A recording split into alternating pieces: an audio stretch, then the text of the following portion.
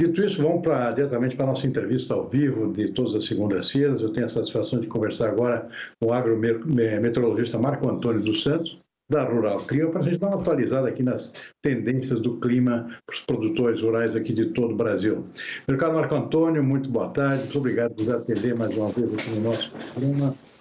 Marco Antônio, aqui na região sul do país, a semana abriu com frio e chuva, né?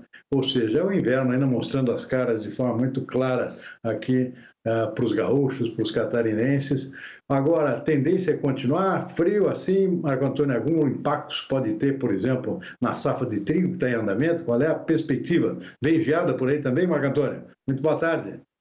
Boa tarde, meu amigo Silmar, boa tarde a todos. Olha que caminhão de perguntas que você me mandou agora aí. Mas vamos lá. O frio, realmente, a chuva, a frente fria, como a gente tinha falado na semana passada, né, avançou aí pelo Rio Grande do Sul nesse final de semana, levou chuvas irregulares para o estado, mas levou chuvas, isso beneficiou várias regiões aí, então o trigo foi realmente beneficiado.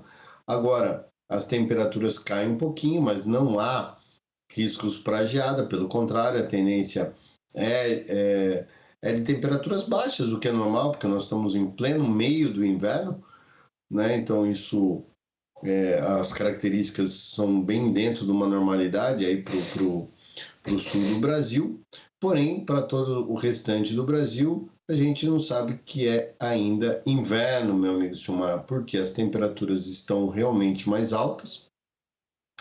Estamos aí com temperaturas durante o dia bastante quentes, né? E madrugadas um pouquinho mais a menos, mas está longe de ser um inverno como a gente já viu no passado, tá? Então, porém, não há riscos para geadas. As chuvas voltam para o sul a partir da semana que vem e tudo caminhando dentro da sua normalidade aqui no Brasil, ou seja, nada de mais acontecendo, pelo menos para esses próximos 15 dias, Silmar. Pois é, eu comentei agora há pouco a preocupação do pessoal do açúcar aqui com a safra de cana aqui no Brasil. O pessoal está preocupado com o clima, o preço do açúcar não no mercado internacional por conta dessa preocupação. Imagino que no café haja também esse tipo de preocupação, já que a região é a mesma, a região sudeste aqui, com preocupação com o clima. O que está acontecendo, Marco Antônio, qual é a previsão aqui para essa situação? Olha, Silmar, as temperaturas estão muito elevadas, né? Apesar do tempo extremamente seco, que é normal para essa época do ano, né?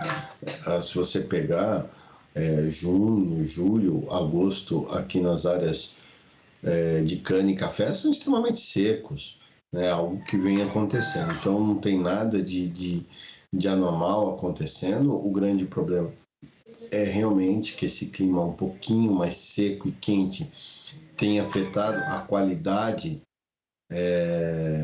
aí dos canaviais e do café, mas nada que traga grandes problemas, né? Há uma previsão de que as chuvas retornem aqui para o sudeste já a partir do final de setembro, na primavera, no início da primavera, o que é normal também. Então, assim, a Laninha, por enquanto, nada não deu as caras ainda, Silmar. Tá? A Laninha só deve começar a influenciar o clima diretamente somente no início da primavera, ou seja, final de setembro e ao longo do mês de outubro. Até lá, tempo mais secão aqui, pode ser isso que esteja mexendo com os mercados. E para o caso da cana-de-açúcar, voltou a chover muito bem lá na Ásia, principalmente na Índia e na Tailândia, que são os dois grandes países produtores de açúcar, né? Então voltou a chover bem, isso dá uma condição relativamente boa por lá. Aqui no Brasil, Silmar, as condições estão relativamente boas, não tem geadas agora, e o mês de agosto, né? Já vamos nessa semana de quinta-feira começa o mês de agosto, né? Dia 1º de agosto, e tudo caminhando aí dentro de uma normalidade.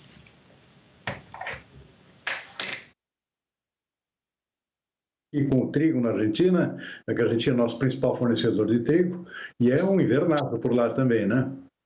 Alguma tendência de geada Lá as temperaturas estão bem baixas, Silmar, bem baixas, está tendo algumas geadas por lá.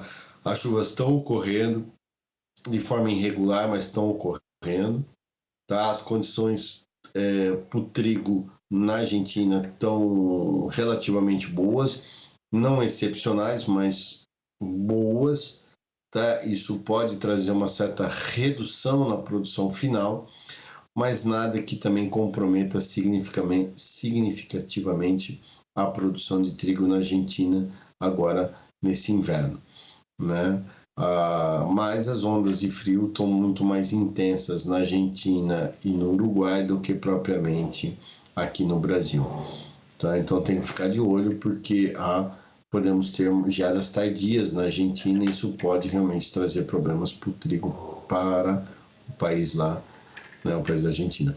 Mas de uma certa forma não vejo grandes problemas também, viu, Silmar? Sabe, as coisas... faz tempo que a gente não viu um clima tão dentro de uma normalidade aí nesses últimos 3, 4 anos. Vamos lá para o nosso principal concorrente. Havia uma preocupação dos Estados Unidos com previsões de clima muito quente e seco até a semana passada, isso previsão para as próximas semanas. Mas parece que a situação se inverteu de novo, os americanos lá estão tranquilos agora, é isso mesmo? Não, Silmar, assim, estão tranquilos porque vai voltar a chover, foi o que a gente comentou aqui com vocês na segunda-feira passada. Os modelos mostraram essa onda de calor, realmente. Os Estados Unidos essa semana vai ter fortes ondas de calor com poucas chuvas, mas a segunda quinzena de agosto será marcada pelo retorno das chuvas, ou seja, a partir de quinta-feira dessa semana da outra, volta a chover bem nos Estados Unidos, e o mercado está vendo que, apesar dessa ausência de chuvas regulares nesses próximos 10 dias e essas temperaturas altas, as quebras de produtividade serão quase que insignificantes, né?